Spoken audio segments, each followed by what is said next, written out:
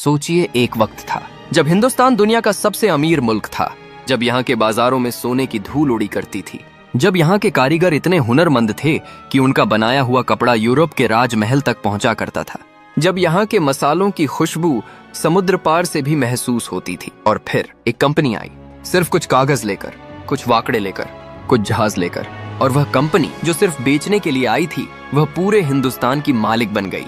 यह सिर्फ एक कंपनी की कहानी नहीं है, यह दुनिया की सबसे बड़ी डकैत की कहानी है। यह एक ऐसी कहानी है जिसमें खून भी है, धोखा भी है, सियासत भी है और इंसानी लोभ की हद भी है। यह कहानी है ईस्ट इंडिया कंपनी की, और यह कहानी तुम जानोगे पूरी तरह आज। साल था 1498। एक पोर्चुगीज नेविगेटर वास्को दा गामा अपना जहाज लिए केप ऑफ गुड होप के रास्ते हिंदुस्तान पहुंचा। कैलिकट के तट पर जब वह उतरा तो उसने जो देखा वह यूरोप ने कभी नहीं सोचा था। बाजारों में काली मिर्च के ढेरों लगे थे, दाल चीनी की गंठी एक दूसरी के ऊपर, लौंग, इलायची, हल्दी, अदरक, ये सब दुनिया के किसी भी दूसरे मुल्क में नहीं मिलता था। और इन मसालों की कीमत यूरोप में सोने के बराबर थी। 1 किलो काली मिर्च का दाम यूरोप में एक मजदूर की पूरी साल की कमाई के बराबर था। समझना मुश्किल नहीं कि फिर यूरोप की तमाम ताकतें हिंदुस्तान की तरफ क्यों दौड़ पड़ी। पोर्चुगल ने पहले लाइन मार ली, उन्होंने समुद्री रास्ते कंट्रोल किए, फिर स्पेन, हॉलैंड, फ्रांस सब आ गए। लेकिन इन सब में एक मुकाबला था जो अलग था, एक ऐसा मुकाबला जो सिर्फ तिजारती रह जाने के बजाय राजनीतिक बन गया। और इस मुकाबले में सबसे आगे निकला इंग्लैंड। साल 1600, दिसंबर की एक ठंडी शाम, लंदन में इंग्लैंड की महारानी एलिजाबेथ फर्स्ट ने अपनी मुहर कलम उठाई और उन्होंने एक रॉयल चार्टर पर दस्तखत किए। इस चार्टर ने एक कंपनी को जन्म दिया, the governor and company of merchants of London trading into the east Indies, यानी ईस्ट इंडिया कंपनी। इस कंपनी को क्या मिला? एक सिंपल चीज, एशिया के साथ तिजारती का एकाधिकार, यानी मोनोपोली। मतलब कोई दूसरा अंग्रेजी व्यापारी कंपनी की इजाजत के बिना वहां तिजारती नहीं कर सकता था। कंपनी का पहला कैपिटल था 72,000 पाउंड स्टर्लिंग, आज के हिसाब से काफी पैसा, लेकिन असल में तो बस एक छोटी सी शुरुआत। लेकिन जो चीज इस कंपनी को खास बनाती थी वह थी इसकी स्ट्रक्चर। यह एक जॉइंट स्टॉक कंपनी थी, मतलब अलग अलग इन्वेस्टर्स मिलकर पैसा लगाते थे और फायदा बांटते थे। रिस्क बांटता था सब में। अगर एक सफर में जहाज डूब गया तो सब इन्वेस्टर्स का थोड़ा थोड़ा पैसा डूबा, किसी एक का सब कुछ नहीं। यह एक रेवोल्यूशनरी आइडिया था, कैपिटलिज्म का पहला रूप, और इस आइडिया ने दुनिया बदल दी। कंपनी के पहले जहाज 1601 में निकले। मंजिल स्पाइस आइलैंड्स, यानी आज का इंडोनेशिया। लेकिन वहां भी Dutch east India company VOC पहले पहुंच चुकी थी। डच बहुत ज्यादा ताकतवर थे, उनका नेटवर्क फैला हुआ था, उनके पास ज्यादा जहाज थे, ज्यादा फौज थी। अंग्रेजी ट्रेडर्स ने समझा इंडोनेशिया में सीधी टक्कर नहीं हो सकती, तो नजर घूमी हिंदुस्तान की तरफ। और 1608 में कैप्टन विलियम हॉकिंस का जहाज सुराट की बंदरगाह पर आया। वह मुगल सम्राट जहांगीर से मिलने गया। उसने रिक्वेस्ट की, हमें तिजारती पोस्ट बनाने दो। जहांगीर ने पहले तो ठीक है कहा, लेकिन पोर्चुगीज ने साथ साथ प्रेशर दिया और डील टूट गई। लेकिन अंग्रेजी वापस नहीं गए। 1612 में कैप्टन थॉमस बेस्ट ने स्वाली की लड़ाई में पोर्चुगीज जहाजों को हराया। यह एक छोटी लड़ाई थी, लेकिन इसकी तासीर बड़ी थी। जहांगीर ने सोचा ये अंग्रेजी भी काफी ताकतवर हैं। 1613 में ईस्ट इंडिया कंपनी को सुराट में पहला ट्रेडिंग पोस्ट मिला, जिसे फैक्ट्री कहते थे। यह पहला कदम था। यह बहुत छोटा दिखता था, लेकिन इसके बाद जो हुआ वह दुनिया का नजारा बदल गया। 1615 में किंग जेम्स प्रिपेयर ने अपना खास डिप्लोमेट हिंदुस्तान भेजा, सर थॉमस रो। रो एक होशियार आदमी था। वह जानता था कि मुगल साम्राज्य कितना ताकतवर है। वह यह भी जानता था कि इस दरबार में घमंड से नहीं, डिप्लोमेसी से काम चलेगा। जहांगीर के दरबार में रो 3 साल रहा। उसने 1 साल में ही यह बात समझ ली कि हिंदुस्तान के साथ सीधी टक्कर कभी नहीं जीतोगे। अंग्रेजी फौज बहुत छोटी थी, रिसोर्सेज बहुत सीमित थे। रो ने लंदन को लिखा, और यह लाइन इतनी इंपॉर्टेंट है कि लोग आज भी कोट करते हैं, it is not profitable for a princes service to possess land और castle. A war and traffic are incompatible. Only strive to be rich for it is only the merchants who can preserve this trade. मतलब लड़ाई मत करो, व्यापार करो, पैसा कमाओ, राजाओं को खुश रखो, अपने आप को ताकतवर बनाओ। यही ईस्ट इंडिया कंपनी की पहली स्ट्रैटेजी थी, और इस स्ट्रैटेजी ने उन्हें वह बेस दिया जिसके ऊपर उन्होंने बाद में पूरा साम्राज्य खड़ा किया। कंपनी धीरे धीरे आगे बढ़ी। 1639 मद्रास, आज का चेन्नई। कंपनी ने लोकल नवाब से एक छोटी सी जमीन खरीदी, वहां फोर्ट सेंट जॉर्ज बनाया। यह एक ट्रेडिंग पोस्ट था और बाद में यह एक पूरे शहर की नींव बना। 1661 बॉम्बे। यह एक एक्स्ट्रॉर्डिनरी बात थी। किंग चार्ल्स II की शादी हुई पोर्चुगल की कैथरीन ऑफ ब्रागांजा से, और दहेज में इंग्लैंड को बॉम्बे मिला। राजा ने उसे कंपनी को सिर्फ 10 पाउंड एनुअल रेंट पर दे दिया। आज बॉम्बे पे मुंबई दुनिया के सबसे बड़े फाइनेंशियल सेंटर्स में से एक है और यह शुरू हुआ था दहेज की एक डील से। 1690 कलकत्ता, आज का कोलकाता, जॉब चार्नॉक ने हुगली नदी के किनारे 3 गांवों की जमीन खरीदी। वहां एक फोर्ट बनाया, फोर्ट विलियम। यह वही जगह थी जहां आगे चल के कंपनी का असली साम्राज्य खड़ा होगा। 3 शहर, 3 ट्रेडिंग पोस्ट्स। लेकिन ये 3 जगहें कंपनी के लिए 3 कैंटीन नहीं थीं, ये 3 लॉन्चिंग पैड्स थीं। एक दिन इन शहरों में उसी कंपनी की फौज होगी, इसी कंपनी के अफसर इन शहरों को कंट्रोल करेंगे और इसी कंपनी के हाथ में पूरे हिंदुस्तान की किस्मत होगी। अभी तक किसी को अंदाजा भी नहीं था। साल 1757। यह साल हिंदुस्तान के इतिहास में सबसे बड़ा टर्निंग पॉइंट है। लेकिन इस टर्निंग पॉइंट को समझने के लिए हमें थोड़ा पीछे जाना होगा। मुगल साम्राज्य अब घटने लगा था। औरंगजेब के बाद कोई ताकतवर बादशाह नहीं आया। प्रांतीय सरकारें अपने आप स्ट्रांग होने लगी थीं। बंगाल में नवाब का दरबार था, सिराज उद दौला, जो एक नया और जवान नवाब था।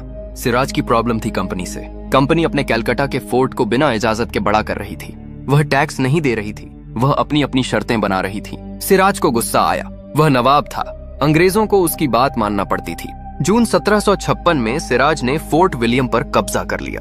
कंपनी के लोगों को भागना पड़ा और फिर रॉबर्ट क्लाइव आ गया।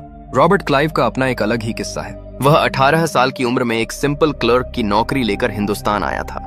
बाकी के सब क्लर्क्स की तरह वह भी लेजर लिखता, अकाउंट्स बनाता, लेकिन उसमें कुछ अलग था। Ambition, wild, reckless, dangerous ambition. एक बार उसने पिस्टल अपने सर पे लगाई और ट्रिगर खींची, ट्रिगर नहीं दबी। किसी ने कहा, इसका मतलब भगवान चाहता है ये जिएगा। क्लाइव ने जवाब दिया, तो मुझे बड़ा काम करना होगा, और उसने वह बड़ा काम किया।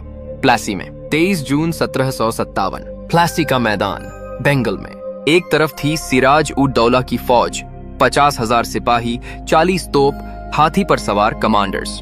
दूसरी तरफ थी कंपनी की छोटी सी फौज, सिर्फ 3,000 सिपाही, जिसमें ज्यादातर इंडियन सीपॉइज थे। आंकड़ों में कंपनी की हार लाजमी थी, लेकिन रॉबर्ट क्लाइव ने जो किया वह वॉर स्ट्रेटजी नहीं थी, वह बिट्रेयल था।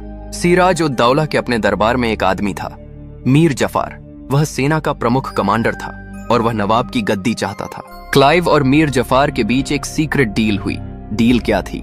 प्लेसे की लड़ाई में मीर जफार अपनी फौज को रोकेगा, कंपनी जीत जाएगी। कंपनी मीर जफार को नवाब बनाएगी। मीर जफार रिटर्न में कंपनी को बहुत सारा पैसा और जगह देगा। 23 जून को जब लड़ाई शुरू हुई, सिराज की 50,000 फौज में से आधी से ज्यादा खड़ी रही। मीर जफार ने अपने सिपाहियों को आगे बढ़ने नहीं दिया। कुछ घंटों में लड़ाई खत्म हो गई। सिराज भाग गया, बाद में पकड़ा गया, मार दिया गया। मीर जफार नवाब बना और कंपनी को मिला बंगाल, बिहार और उड़ीसा का टैक्स वसूल करने का हक। प्लासी की लड़ाई में एक भी तोप का गोला सीधा नहीं पड़ा, एक भी स्ट्रैटेजी मास्टर नहीं थी। यह बस एक सौदा था, खून, धोखे और लोभ का सौदा। और इस सौदे से कंपनी को बंगाल मिली। बंगाल दुनिया का सबसे अमीर सूबा, कपड़े के कारखाने, नील की खेती, रेशम का व्यापार, सब कुछ एक दिन में। रॉबर्ट क्लाइव दोबारा हिंदुस्तान आया, इस बार गवर्नर जनरल की कुर्सी पर। मुगल एम्परर शाह आलम द सगुन, जो उस वक्त दिल्ली में था, वह नाम का ही बादशाह था। असली ताकत कंपनी के पास थी। क्लाइव ने शाह आलम से एक अग्रीमेंट कराया, दीवानी सेटलमेंट। दीवानी का मतलब था बंगाल, बिहार और ओडिशा में टैक्स वसूल करने का हक। यह अग्रीमेंट एक कागज पर था, लेकिन इसकी ताकत बेहिसाब थी। अब कंपनी व्यापारी नहीं रही, अब वह एक गवर्निंग बॉडी बन गई थी। कंपनी के लोग बंगाल की जमीन की पैदावार पर टैक्स वसूल करते थे। किसान अपनी जमीन जोतते थे, कंपनी का हिस्सा जाता था। कारखाने चलते थे, कंपनी का कट आता था, और वह पैसा इंग्लैंड जाता था। इस प्रोसेस को इकोनॉमिस्ट्स आज ड्रेन ऑफ वेल्थ कहते हैं। हिंदुस्तान का पैसा, हिंदुस्तान की मेहनत से कमाया हुआ, कंपनी के जहाजों में भर भर के इंग्लैंड भेजा जाता था और वापस आता था। सिर्फ कमांड, सिर्फ ऑर्डर्स। बंगाल में लोगों की हालत दिन ब दिन बुरी होती गई। और फिर आया एक ऐसा साल जो इंसानियत को शर्मिंदा कर दे। साल 1770। बंगाल में अकाल आया, खेती बर्बाद हो गई, मॉनसून फेल रहा, अनाज नहीं था, लोग भूख से मर रहे थे। और कंपनी ने क्या किया? टैक्स बढ़ा दिए। अकाल के बीच में जब लोगों के घर में खाने के लिए अनाज नहीं था, कंपनी ने टैक्स की दर 10% से बढ़ाकर 50% तक कर दी। किसानों को अपनी जमीन बेचनी पड़ी, बीज बेचने पड़े, कांपते हाथ से इतना अनाज निकालते रहे जितना कंपनी मांगती थी, और बाकी खुद के लिए कुछ नहीं बचता था।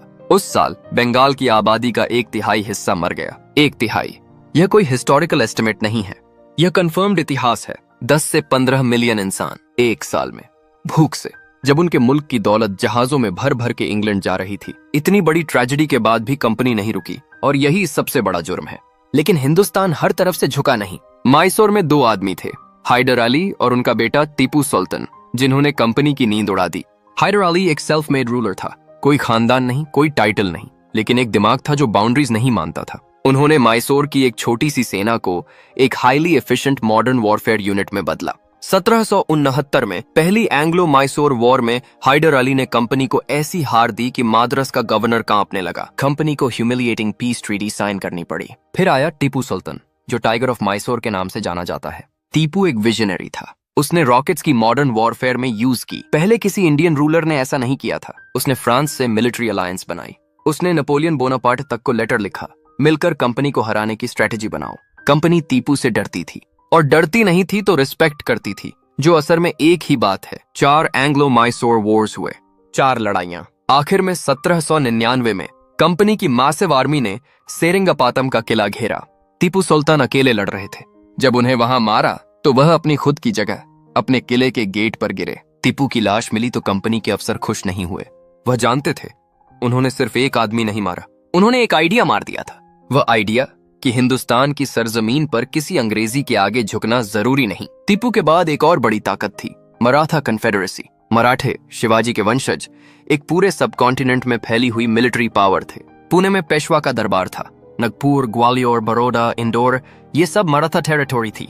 लेकिन मराठों की अपनी एक कमजोरी थी, आपसी फूट। पेशवा बाजीराव जगगिंग, सिंधिया, होलकर, भोंसले, ये सब अलग अलग सोच के थे। कंपनी ने इस फूट का फायदा उठाया। आर्थर वेल्सली, जो बाद में ड्यूक ऑफ वेलिंगटन बन गया, उसने मराठा वॉर्स में कंपनी की फौज लीड की। 1803 में दिल्ली और आगरा कंपनी के हाथ में आ गए।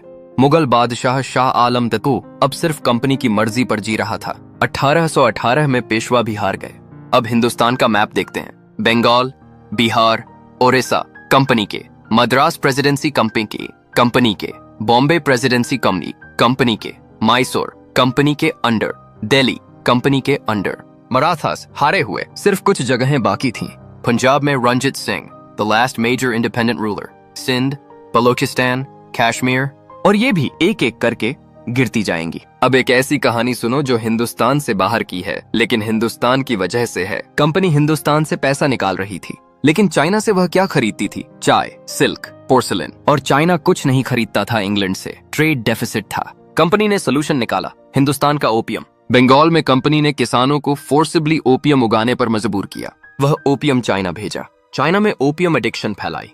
जब चाइनीज एम्परर ने ओपियम इंपोर्ट बंद करना चाहा, कंपनी ने ब्रिटेन को वॉर में खींचा। ओपियम वॉर 1839 से 1842। चाइना हारा, हांगकांग ब्रिटिशर्स को मिला। यह एक अलग डॉक्यूमेंट्री का टॉपिक है, लेकिन समझना जरूरी है कि ईस्ट इंडिया कंपनी सिर्फ हिंदुस्तान की स्टोरी नहीं है, यह एक ग्लोबल स्टोरी है। एक ऐसी कंपनी की स्टोरी जो तीसरे मुल्कों की खेती पर कंट्रोल लेकर दूसरे मुल्कों को एडिक्ट बना रही थी, सिर्फ पैसा कमाने के लिए। हिंदुस्तान में कंपनी की 2 बड़ी इकोनॉमिक पॉलिसीज थीं, जो हिंदुस्तान को अंदर से खाली कर रही थीं। पहली, परमानेंट सेटलमेंट। 1793 लॉर्ड कॉर्नवालिस ने बंगाल में यह पॉलिसी लाई। जमींदारों को एक फिक्स टैक्स कंपनी को देना था। अगर वह नहीं दे सके, उनकी जमीन नीलाम। जमींदार किसानों से ज्यादा लगान वसूल करते थे। कंपनी के टैक्स से ऊपर खुद का मुनाफा भी कमाते थे। किसान पिछड़ गए, जमींदार अमीर होते गए, कंपनी का खजाना भरता रहा। दूसरी, रियोतवारी सिस्टम। मद्रास और बॉम्बे में कंपनी सीधा किसानों से डील करती थी। कोई जमींदार नहीं, सीधा गवर्नमेंट को टैक्स। एक तरफ से अच्छा लगता था, लेकिन टैक्स की दर इतनी ज्यादा थी कि किसान कभी ऊपर नहीं उठ पाते थे। एक फसल खराब हुई, लोन नहीं चुका, जमीन गई, मजदूर बने, और हिंदुस्तान, जो कभी दुनिया की 25% इकोनॉमी था, वह गिरना शुरू हो गया।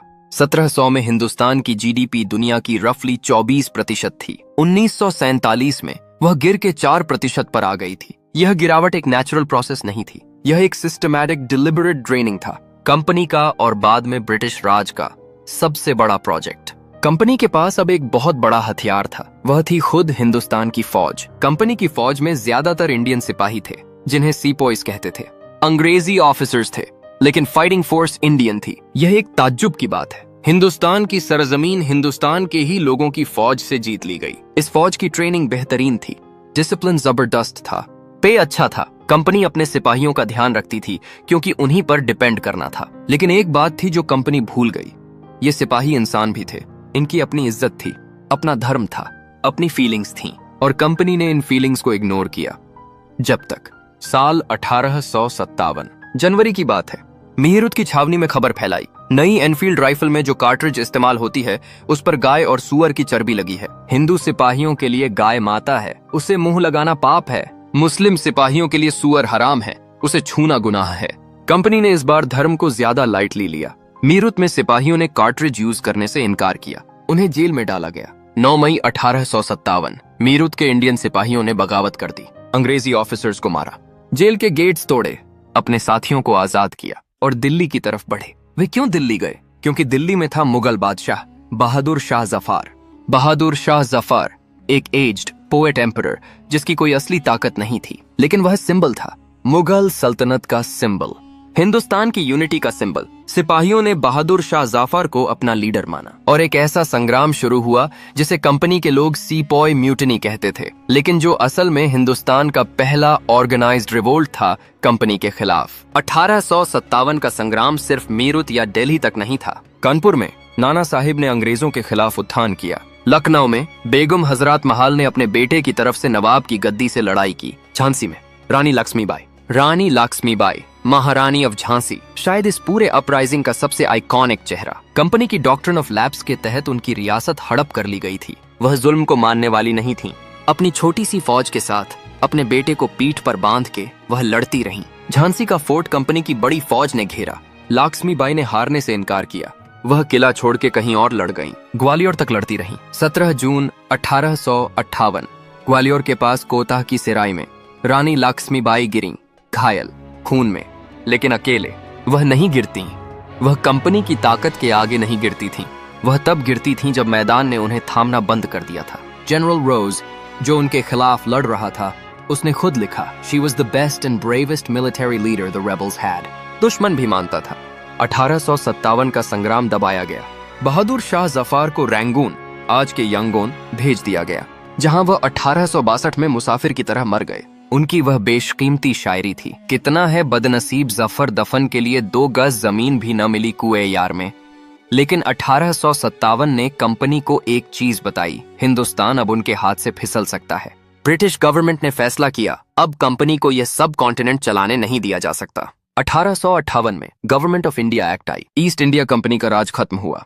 हिंदुस्तान अब सीधा ब्रिटिश क्राउन के अंडर आया। क्वीन विक्टोरिया ने हिंदुस्तान की एम्प्रेस का टाइटल लिया।